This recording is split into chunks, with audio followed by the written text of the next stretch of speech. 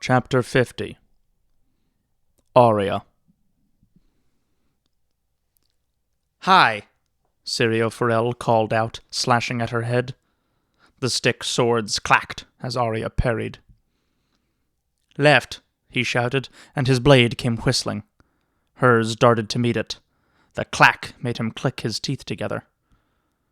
"Right," he said, and "Low," and left again, faster and faster, moving forward.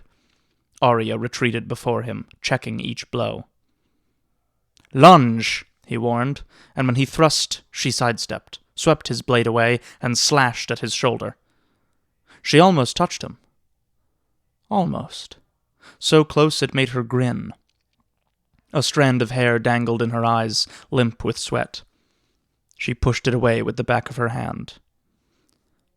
"Left," Syrio sang out. "Low." His sword was a blur, and the small hall echoed to the clack, clack, clack. "Left, left, high, left, right, left, low, left!" The wooden blade caught her high in the breast, a sudden stinging blow that hurt all the more because it came from the wrong side. "Ow!" she cried out. She would have a fresh bruise there by the time she went to sleep, somewhere out at sea. A bruise is a lesson, she told herself, and each lesson makes us better. Syrio stepped back. "You are dead now." Arya made a face. "You cheated," she said hotly. "You said left, and you went right." "Just so. And now, you are a dead girl." "But you lied!" "My words lied. My eyes and my arm shouted out the truth. But you were not seeing." "I was so," Arya said. "I watched you every second." "Watching is not seeing, dead girl. The water dancer sees. Come, put down the sword. It is time for listening now." She followed him over to the wall, where he settled onto a bench. "Syrio Forel was first sword to the Sea Lord of Bravos. And are you knowing how that came to pass?" "You were the finest swordsman in the city." "Just so. But why? Other men were stronger, faster, younger. Why was Syrio Forel the best? I will tell you now." He touched the tip of his little finger lightly to his eyelid. "The seeing. The true seeing. That is the heart of it. Hear me. The ships of Bravos sail as far as the winds blow, to lands strange and wonderful, and when they return, their captains fetch queer animals to the Sea Lord's menagerie. Such animals as you have never seen. Striped horses, great spotted things with necks as long as stilts, hairy mouse pigs as big as cows, stinging manticores, tigers that carry their cubs in a pouch, terrible walking lizards with scythes for claws. Syrio Forel has seen these things. On the day I am speaking of, the first sword was newly dead, and the Sea Lord sent for me. Many bravos had come to him, and as many had been sent away. None could say why. When I came into his presence, he was seated, and in his lap was a fat yellow cat. He told me that one of his captains had brought the beast to him, from an island beyond the sunrise. "Have you ever seen her like?" he asked of me. And to him I said, "Each night, in the alleys of Bravos, I see 1,000 like him." And the Sea Lord laughed, and that day I was named the first sword. Arya screwed up her face. "I don't understand." Sirio clicked his teeth together. The cat was an ordinary cat, no more.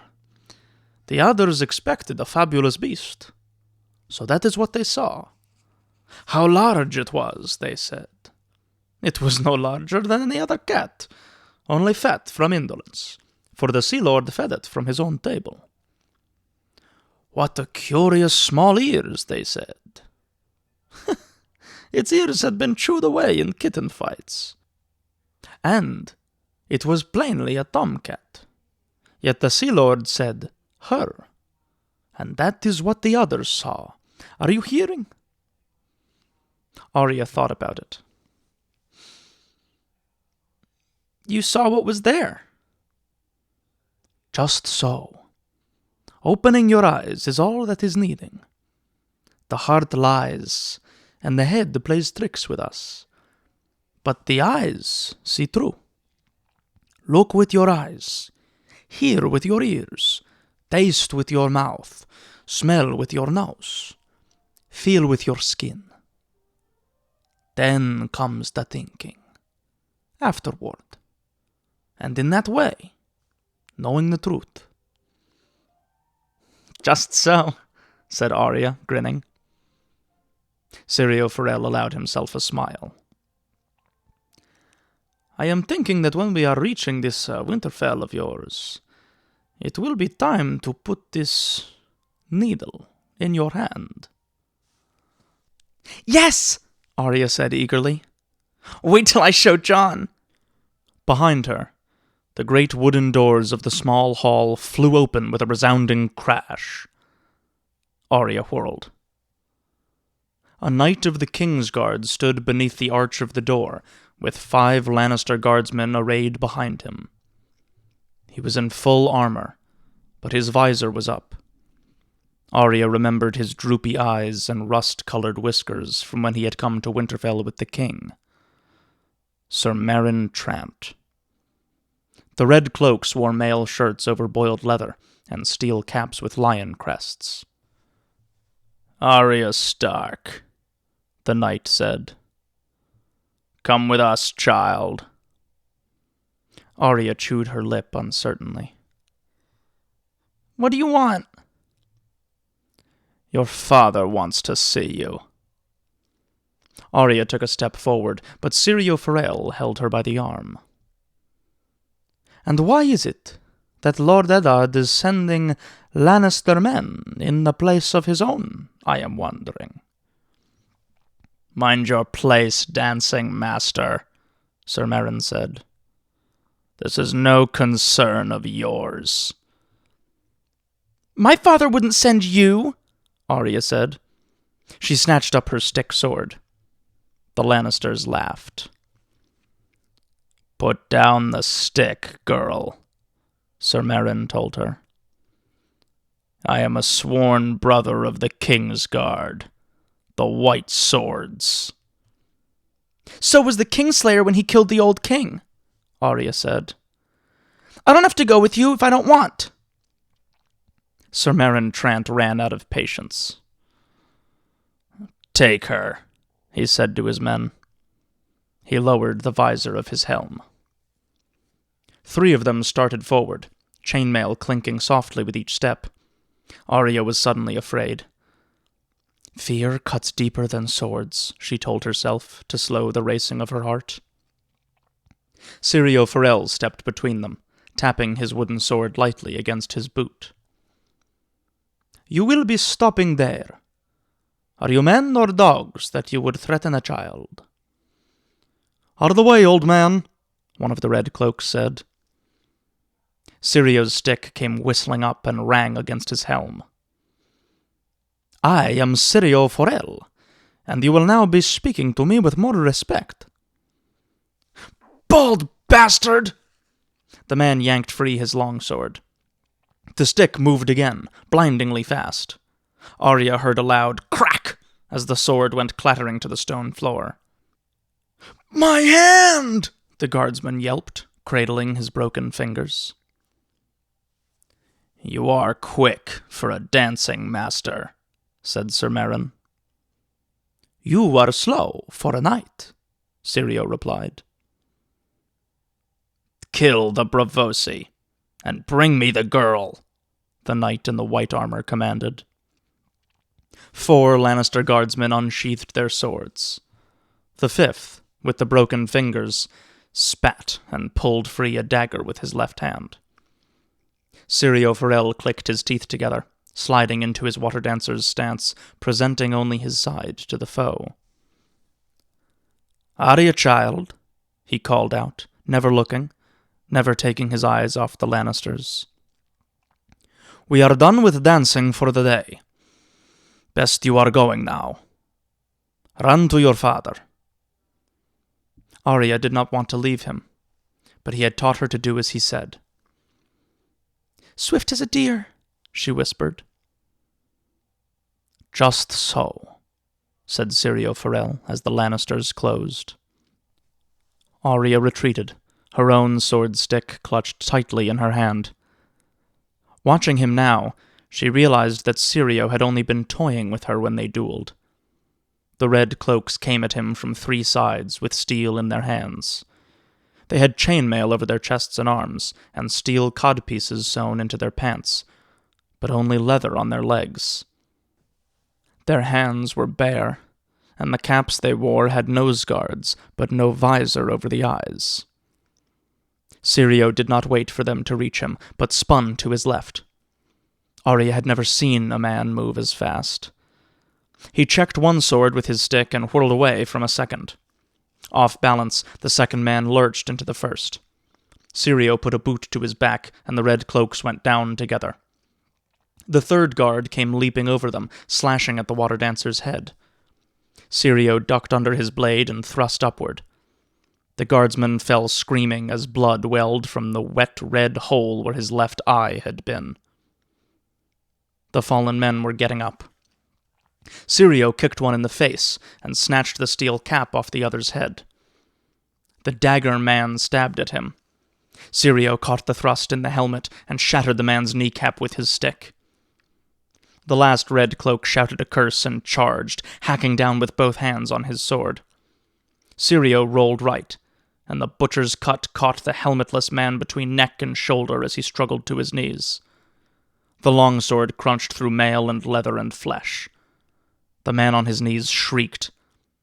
Before his killer could wrench free his blade, Syrio jabbed him in the apple of his throat.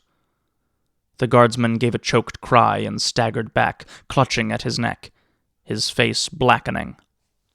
5 men were down, dead or dying by the time Arya reached the back door that opened on the kitchen. She heard Sir Meryn Trant curse. "Bloody oafs," he swore, drawing his longsword from its scabbard. Syrio Forel resumed his stance and clicked his teeth together. "Arya, child," he called out, never looking at her. "Begone now." "Look with your eyes," he had said. She saw. The knight in his pale armor head to foot, legs, throat, and hands sheathed in metal, eyes hidden behind his high white helm, and in his hand cruel steel. Against that, Syrio, in a leather vest with a wooden sword in his hand. "Syrio! Run!" she screamed. "The first sword of Braavos does not run," he sang as Sir Meryn slashed at him. Syrio danced away from his cut, his stick a blur. In a heartbeat, he had bounced blows off the knight's temple, elbow, and throat, the wood ringing against the metal of helm, gauntlet, and gorget. Arya stood frozen. Sir Meryn advanced. Syrio backed away. He checked the next blow, spun away from the second, deflected the third. The 4th sliced his stick in 2, splintering the wood and shearing through the lead core. Sobbing, Arya spun and ran. She plunged through the kitchens and buttery, blind with panic, weaving between cooks and potboys. A baker's helper stepped in front of her, holding a wooden tray. Arya bowled her over, scattering fragrant loaves of fresh-baked bread on the floor. She heard shouting behind her as she spun around a portly butcher who stood gaping at her with a cleaver in his hands. His arms were red to the elbow. All that Sirio Farrell had taught her went racing through her head. Swift as a deer, quiet as a shadow. Fear cuts deeper than swords, quick as a snake, calm as still water. Fear cuts deeper than swords, strong as a bear, fierce as a wolverine. Fear cuts deeper than swords.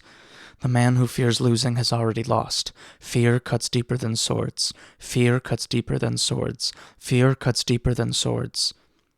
The grip of her wooden sword was slick with sweat, and Arya was breathing hard when she reached the turret stair. For an instant she froze. Up or down? Up would take her to the covered bridge that spanned the small court to the Tower of the Hand. But that would be the way they'd expect her to go for certain. Never do what they expect, Sirio once said. Arya went down, around and around, leaping over the narrow stone steps, 2 and 3 at a time. She emerged in a cavernous vaulted cellar, surrounded by casks of ale stacked 20 feet tall. The only light came through narrow slanting windows high in the wall. The cellar was a dead end. There was no way out but the way she had come in. She dare not go back up those steps, but she couldn't stay here either. She had to find her father and tell him what had happened. Her father would protect her. Arya thrust her wooden sword through her belt and began to climb, leaping from cask to cask until she could reach the window.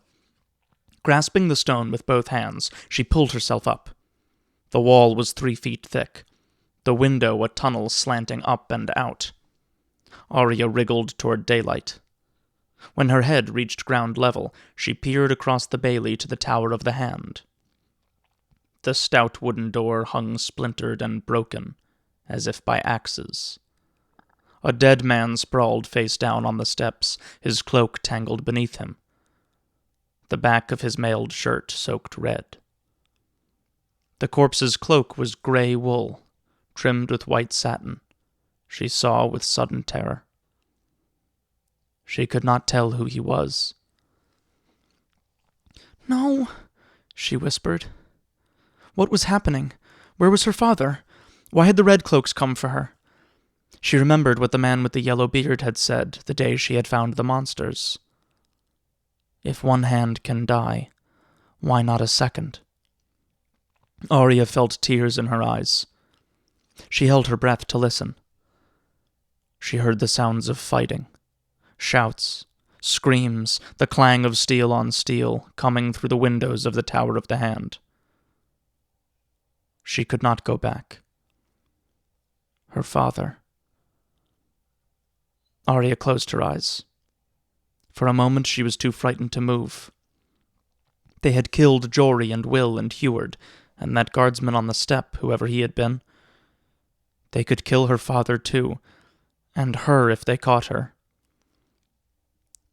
"Fear cuts deeper than swords," she said aloud. But it was no good pretending to be a water dancer. Sirio had been a water dancer, and the White Knight had probably killed him. And anyhow she was only a little girl with a wooden stick, alone and afraid. She squirmed out into the yard, glancing around warily as she climbed to her feet. The castle seemed deserted. The Red Keep was never deserted. All the people must be hiding inside, their doors barred. Arya glanced up longingly at her bedchamber, then moved away from the Tower of the Hand, keeping close to the wall as she slid from shadow to shadow. She pretended she was chasing cats. Except she was the cat now, and if they caught her, they would kill her. Moving between buildings and over walls, keeping Stone to her back wherever possible so no one could surprise her, Arya reached the stables almost without incident. A dozen gold cloaks in mail and plate ran past as she was edging across the inner bailey, but without knowing whose side they were on, she hunched down low in the shadows and let them pass. Hullen, who had been master of horse at Winterfell as long as Arya could remember, was slumped on the ground by the stable door. He had been stabbed so many times it looked as if his tunic was patterned with scarlet flowers. Arya was certain he was dead, but when she crept closer, his eyes opened. "Arya Underfoot," he whispered. "You must warn your Lord Father." Frothy red spittle bubbled from his mouth. The Master of Horse closed his eyes again and said no more. Inside were more bodies, a groom she had played with, and 3 of her father's household guard. A wagon, laden with crates and chests, stood abandoned near the door of the stable. The dead men must have been loading it for the trip to the docks when they were attacked. Arya snuck closer. One of the corpses was Desmond, who'd shown her his longsword and promised to protect her father. He lay on his back, staring blindly at the ceiling as flies crawled across his eyes. Close to him was a dead man in the red cloak and lion crest helm of the Lannisters. Only one, though. Every northerner is worth 10 of these Southron swords, Desmond had told her. "You liar!" she said, kicking his body in a sudden fury. The animals were restless in their stalls, whickering and snorting at the scent of blood. Arya's only plan was to saddle a horse and flee, away from the castle and the city. All she had to do was stay on the King's Road, and it would take her back to Winterfell. She took a bridle and harness off the wall. As she crossed in back of the wagon, a fallen chest caught her eye. It must have been knocked down in the fight, or dropped as it was being loaded. The wood had split, the lid opening to spill the chest's contents across the ground. Arya recognized silks and satins and velvets she never wore. She might need warm clothes on the King's Road, though. And besides... Arya knelt in the dirt among the scattered clothes. She found a heavy woolen cloak, a velvet skirt, and a silk tunic, and some small clothes. A dress her mother had embroidered for her. A silver baby bracelet she might sell. Shoving the broken lid out of the way, she groped inside the chest for Needle. She had hidden it way down at the bottom, under everything, but her stuff had all been jumbled around when the chest was dropped. For a moment Arya was afraid someone had found the sword and stolen it. Then her fingers felt the hardness of metal under a satin gown. "There she is!" a voice hissed close behind her. Startled, Arya whirled. A stable boy stood behind her, a smirk on his face, his filthy white undertunic peeking out from beneath a soiled jerkin. His boots were covered with manure, and he had a pitchfork in one hand. "Who are you?" she asked. "She don't know me," he said. "But I knows her. Oh, yes. The wolf girl." "Help me saddle a horse," Arya pleaded, reaching back into the chest, groping for Needle. "My father's the hand of the king. He'll reward you." "Father's dead," the boy said. He shuffled toward her. "It's the queen who'll be rewarding me. Come here, girl." "Stay away!" Her fingers closed around Needle's hilt. "I says come!" He grabbed her arm. Hard. Everything Syrio Forel had ever taught her vanished in a heartbeat.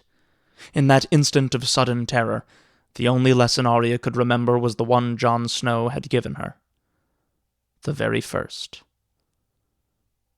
She stuck him with the pointy end, driving the blade upward with a wild, hysterical strength. Needle went through his leather jerkin and the white flesh of his belly, and came out between his shoulder blades. The boy dropped the pitchfork and made a soft noise, something between a gasp and a sigh. His hands closed around the blade. "Oh, gods," he moaned as his undertunic began to redden. "Take it out!" When she took it out, he died.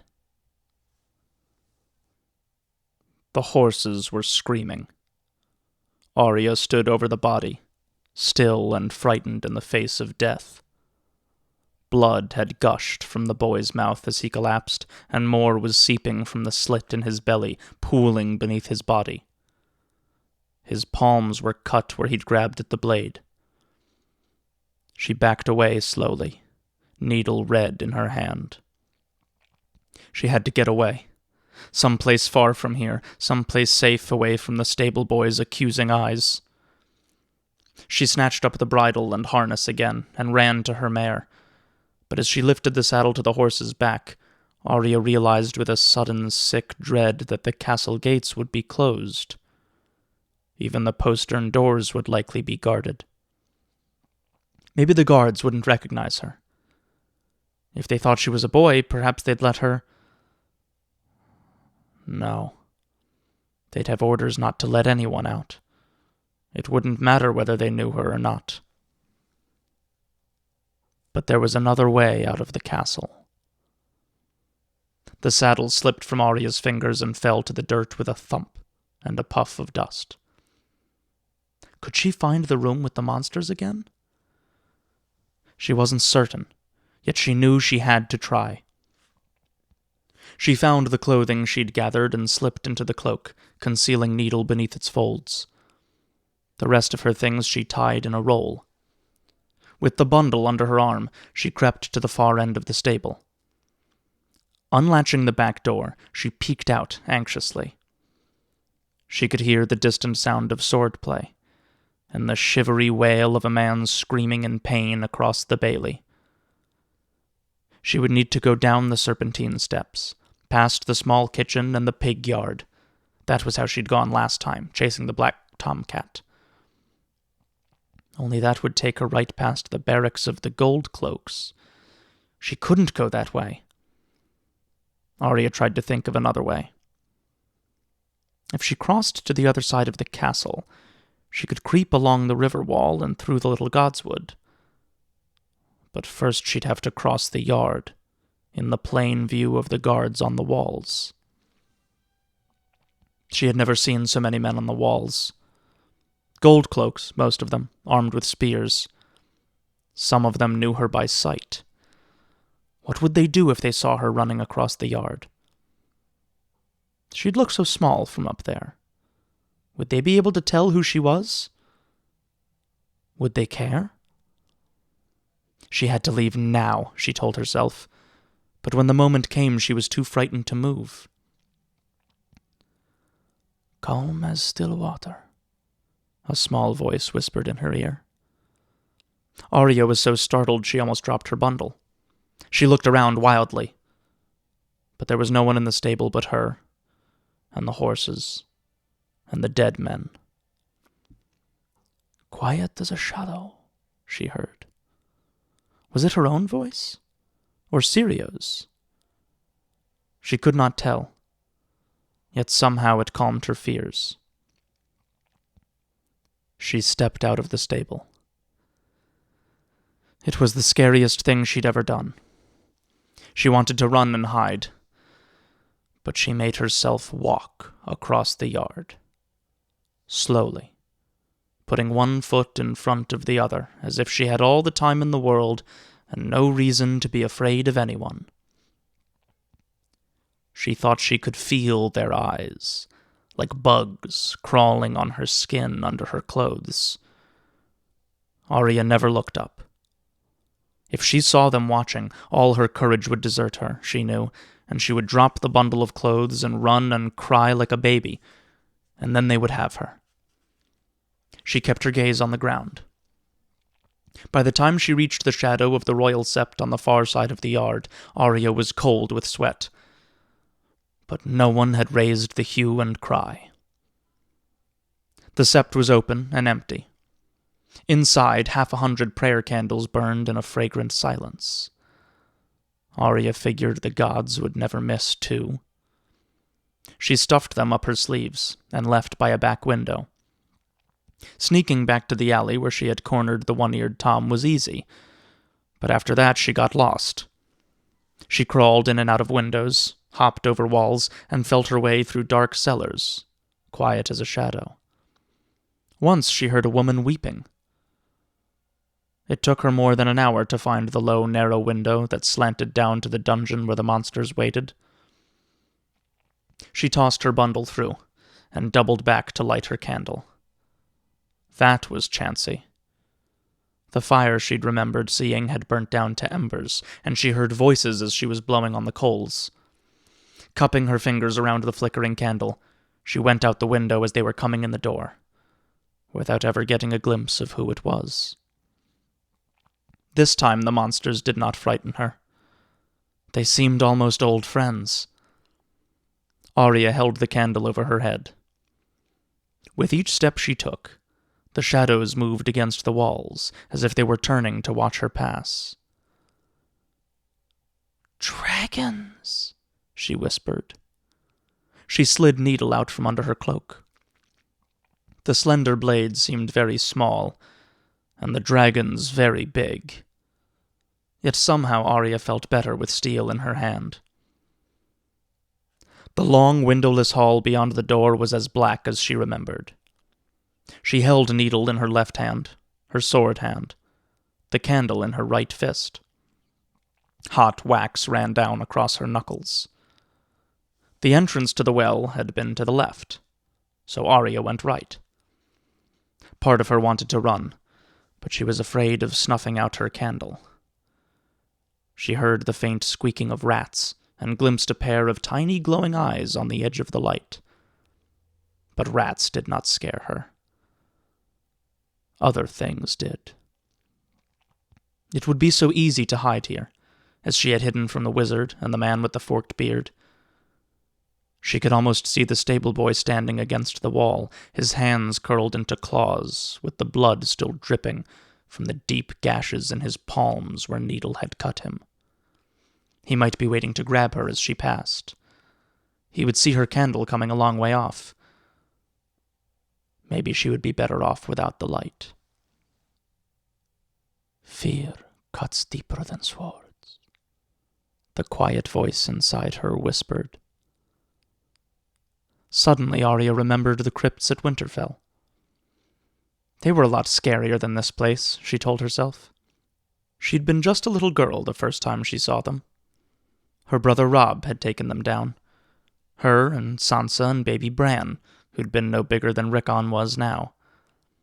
They'd only had one candle between them, and Bran's eyes had gotten as big as saucers as he stared at the stone faces of the kings of winter, with their wolves at their feet, and their iron swords across their laps. Robb took them all the way down to the end, past Grandfather and Brandon and Lyanna, to show them their own tombs. Sansa kept looking at the stubby little candle, anxious that it might go out. Old Nan had told her there were spiders down here, and rats as big as dogs. Robb smiled when she said that. "There are worse things than spiders and rats," he whispered. "This is where the dead walk." That was when they heard the sound. Low and deep and shivery. Baby Bran had clutched at Arya's hand. When the spirit stepped out of the open tomb, pale white and moaning for blood, Sansa ran shrieking for the stairs, and Bran wrapped himself around Robb's legs, sobbing. Arya stood her ground and gave the spirit a punch. It was only Jon, covered with flour. "You stupid," she told him. "You scared the baby." But Jon and Robb just laughed, and pretty soon Bran and Arya were laughing too. The memory made Arya smile, and after that the darkness held no more terrors for her. The stable boy was dead. She'd killed him, and if he jumped out at her, she'd kill him again. She was going home. Everything would be better once she was home again, safe behind Winterfell's gray granite walls. Her footsteps sent soft echoes hurrying ahead of her as Arya plunged deeper into the darkness.